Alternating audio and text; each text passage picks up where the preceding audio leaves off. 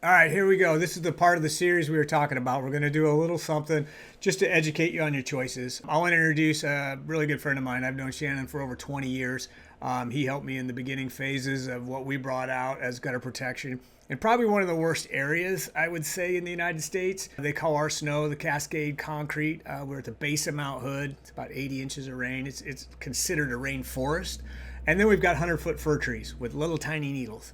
So he dealt with that, and we kind of interfaced and kind of had a friendship for a lot of years. But Shannon's background, he came from construction, did quite a bit of building, framing, etc. Hey, Shannon, got you on the line. Yeah, hey Dave, how's it going? Good, good. Hey, why did you even get? I remember, real brief, you were doing framing and stuff. Why did you even get involved in gutters?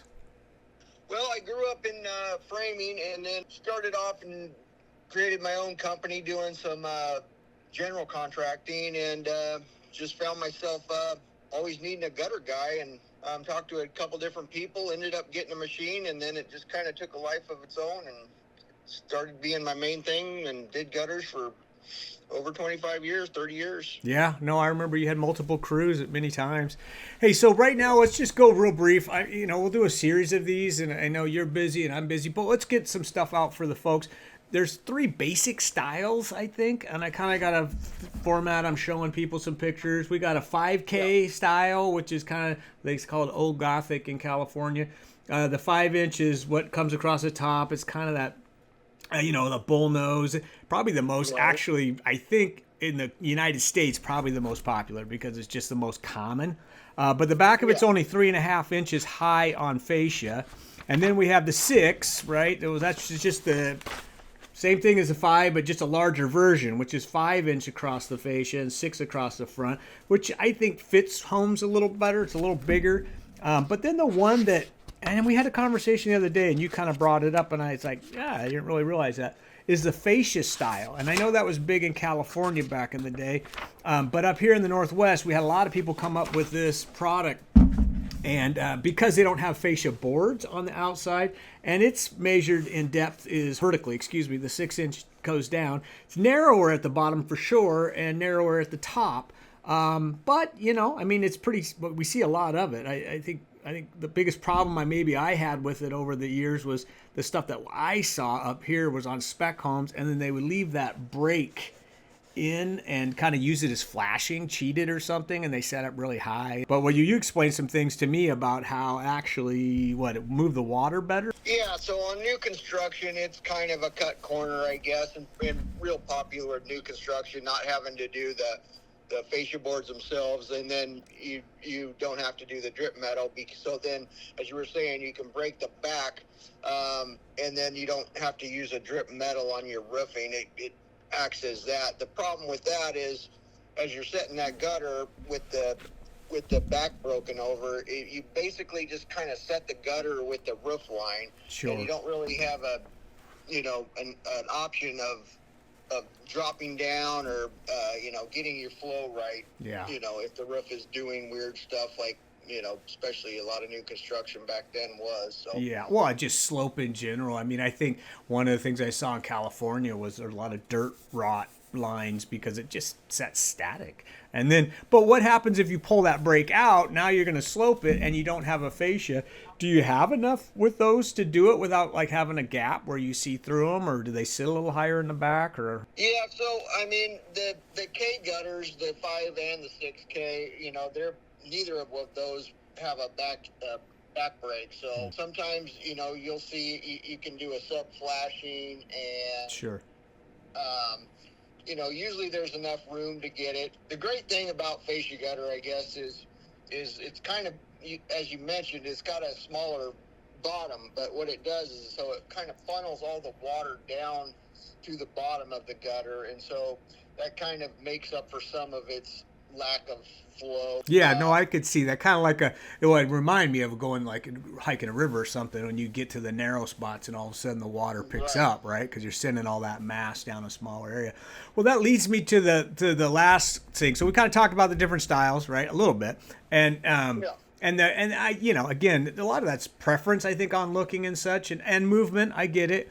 We can talk about how Go a ahead. lot of people are going to like that nice clean look with the fascia gutter with the Sure. line coming through. So it does have its place. Sure. You know, you get into the K gutters, and my opinion is the 5K is really a little substandard. I don't think it's quite big enough for the rains at least we get in the Northwest out here. So Sure. that's where the 6K became number one. Sure. Basically out here. Yeah, and I agree. I think it frames things a little better. And like I say, the 6 is the same. It takes up that space on the fascia that just frames a house up nice. But let's talk about, okay, so we got the water and then we're moving it. And here's my big mantra. It's always about the downspout, right? Because if I had a 1-inch pipe, it's going to move, I think, 1-inch pipe is about 9 gallons of flow.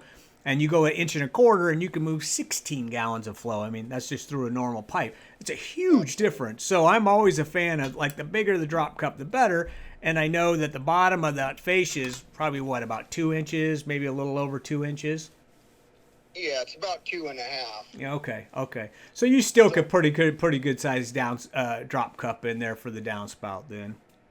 Yeah, and I think that goes back to the thing of a lot of people had a problem of looking at downspouts, or they do have a problem of not wanting to see the downspout. So, a gutter guy is going to tell you, the more downspouts, the less problems you're going to have, and that's kind of the answer to all of them, depending on, everybody's trying to move them to the back and trying not to see them in some of those areas where they really just need another downspout. So you'll see a lot of that.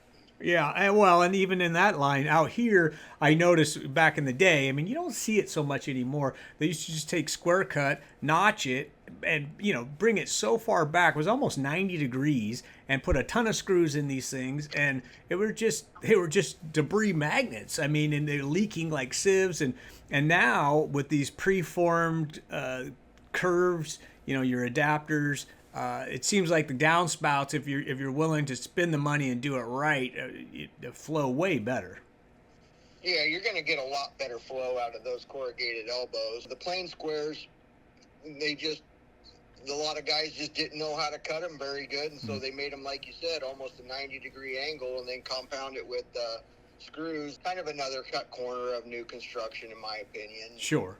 Yeah, it's hard. It's hard when someone buys a house that's relatively new and realizes it's kind of like having a cheap set of tires on a brand new car. You don't realize what the car can do to you, but a good set of tires on it. All right, brother. Well, I think we covered a little bit of this part of it. We'll go into a couple other things a little later as both of our schedules allow. But, man, I really appreciate your wisdom and some insight in all this, Shannon. And look forward to talking to you soon, brother. Very good. Thanks, Dave. Thank you. Bye-bye. Well, thanks again. This is just one of the first parts. Again, you have 3 different options that are readily out there. Each one of those kind of eye to desire. But, again, realize that the water flow is critical, so you want to have sloping if you can, no matter what area you're in. It just makes sense. You want to slope that. Obviously, a larger downspout, probably smarter. These are just things you can ask your gutter installer. And then what kind of downspout he's going to use. And don't be afraid of an extra one. They really aren't as deterrent as you think in the whole long run. And the only other thing I will touch on is how you hang them. In our area, they do them almost every 2 feet, okay, which would be almost a rafter tail. And because we do deal with snow and ice and so on. And these are things you don't see. And then some installers will do it every 4 feet. Well, that's a big difference. Now they have hidden hangers that are pretty darn strong. Back in the day, we used to do spike and ferrule, which is basically you're running basically a humongous nail through their spike and ferrule. But the hidden hangers are probably the one of choice nowadays.